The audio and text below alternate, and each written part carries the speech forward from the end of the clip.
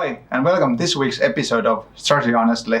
This is a series where we describe the main tools and concepts used in the strategy work, and also give some helpful tips what to use and when. My name is Janne, and with me I have my colleagues Pyry and Per from Reddal.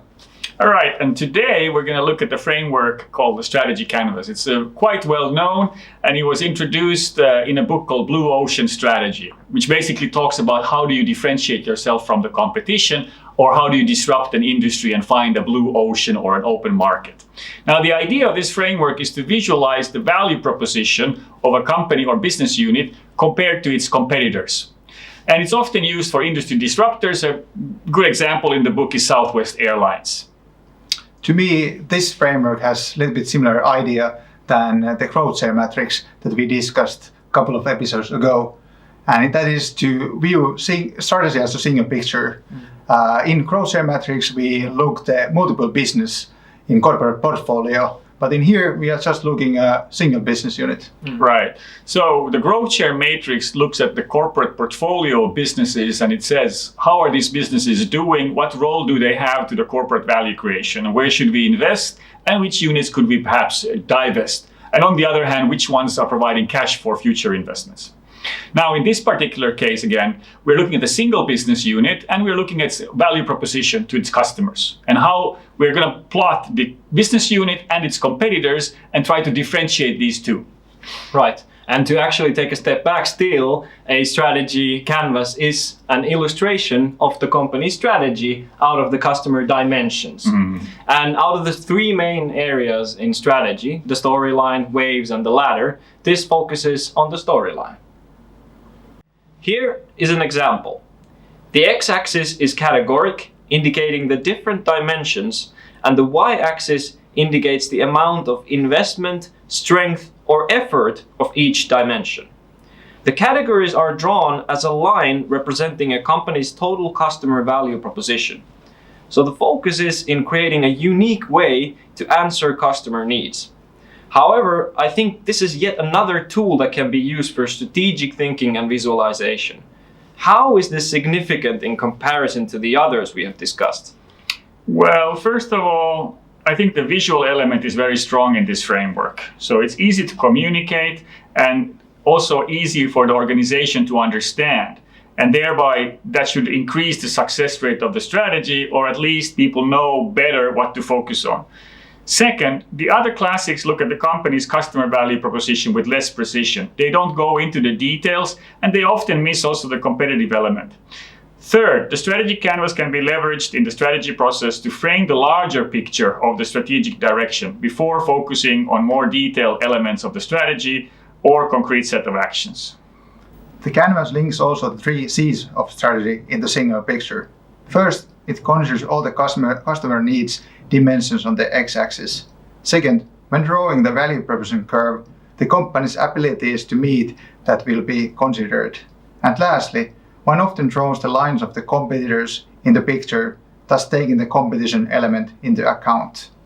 And by the way, one should sort the X categories always so that the value curve communicates clear message. Often it's done so that in the left are things which the company have a low strength, and the right the things which the company have high strength.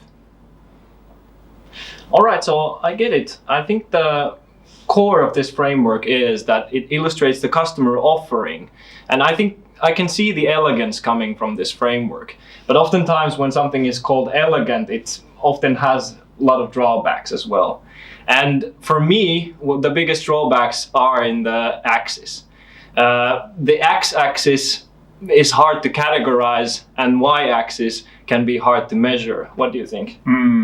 Yeah, I think that's the key weakness of this one, that there is no standardized x-axis for this framework. You have to develop it yourself, and it's very easy to put there all kinds of criteria which maybe in the end are not so relevant.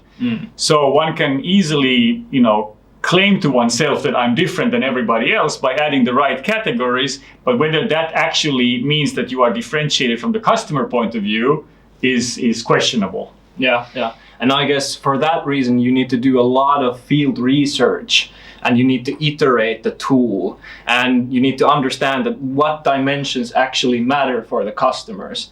And I guess that it's not possible to get the value curve directly right from the first time. You need to iterate that, and you need to have a multiple opinions, both the customers but inside your company as well. I think you made a good point there. You have to do a lot of research and testing of the framework. Now, it's relatively easy to write this, use this framework post-mortem, like in the Southwest Airlines case or in some of the other examples in the book Blue Ocean. But actually to use it in real life and to make it valuable so it actually provides insights that are beneficial for the company and its strategy is very difficult. It takes a lot of elbow grease, a lot of thinking for each of the dimensions. And also, like Peter said, testing in real life. Are these dimensions really critical? Right. Let's get a real life example. So how about if we think our company, Reddal, and in addition to the top-notch quality analytical thinking, thought leadership and global skill pool, the Reddal's unique value proposition is the exclusive continuous partnerships, open collaboration with the knowledge sharing, lean cost structure, and the ability to work with all sizes of companies. Do you think we are able to connect the dots a priori with our value proposition? Yeah, I think some of the elements of the value proposition worked from the start. Value for money pricing and the lean cost structure, for example. This has enabled us to work with companies from startup phase all the way to multi-billion euro corporations, and also internationally. With some clients, the continuous exclusive relationship has been a true asset, but unfortunately, it's not appreciated by every single one. Some still see us as consultants, although we try to make a big difference to that. This also links to the open collaboration. It doesn't work in every geography. So partially, our value proposition really requires maybe better communication, and we also need to educate the client better about where we stand. Yeah, you had an interesting point last. How about if we think about when we took our value proposition into Asian markets, for example, how differently customers treated the same value proposition in comparison to Europe and USA? That's a really good point, and it's definitely driven by the culture in Asia. So the value curve does differ according to geographies. In Korea, for example, companies are used to having critical assets and skills and capabilities in-house. So definitely this kind of exclusive partnership is not really the way they think about things. So there we had to adapt, and I think Korean clients still see us more like consultants than long-term exclusive business development partners, at least most of them. Right. So to synthesize that example out of our company, I think if the company is operating in a business that has significant variation among the geographical customer preferences, the one-size-fits-for-all thinking of the strategy canvas is not so effective.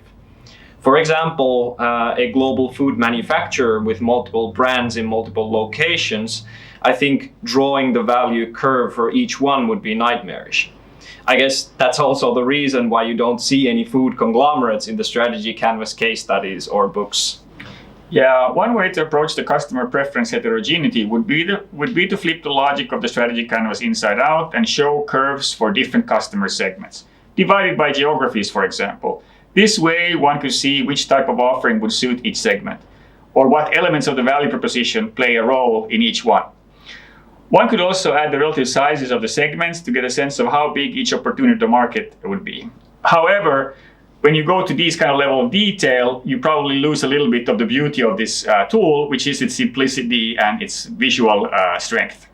Yeah, but I think that's still a great idea, and I think it's definitely worth considering to boost up the traditional thinking of strategy canvas. Yeah, to sum it up this episode, I would say that strategy canvas is a good way of steering, simplifying, and communicating business unit strategy. But again, it still needs a lot of analysis to back up the conclusions, and it only highlights the value proposition to customers. It's not the complete strategy. Right. Well, you said that it has the 3 C's, and that's of course important, but to describe the whole strategy, you'd like to have a complete storyline. You'd like to have some kind of ladder or financial sort of implications of the strategy, and you'd like to have some kind of implementation plan or roadmap for it. Now, we'll come back to those later, but meanwhile, if you like this episode, please hit the subscribe button, turn on your alerts so you don't miss a future episode. And if you like our, musings, go over to Reddal.com. You'll find more writings over there as well. And, you can reach us also over email. So we'd be very happy to get your requests and questions and handle those separately. Right. Stay sharp, stay critical, and when doing strategy, remember to drive fact-based insights and recommendation. Until next time. Cheers. Cheers. Cheerios.